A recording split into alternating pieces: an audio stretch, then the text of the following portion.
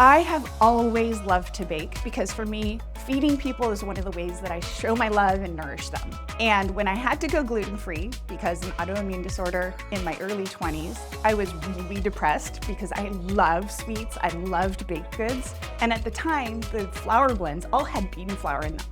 And I thought, I don't want my cake to taste like hummus. So I started experimenting, and then I eventually went to Le Cordon Bleu, learned the classic way of doing things so I could break the rules successfully, and then started testing recipes. I came up with what I call the Midnight Orchard.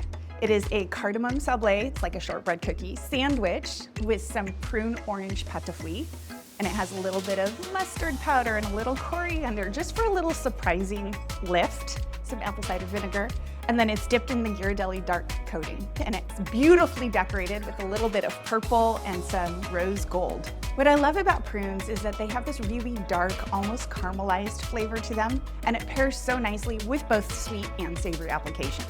My favorite spices are the warming spices like cardamom, cinnamon, and ginger, and prunes are just a natural dovetail to that, and it just really brings out that kind of floral but jammy feeling that's just absolutely delicious.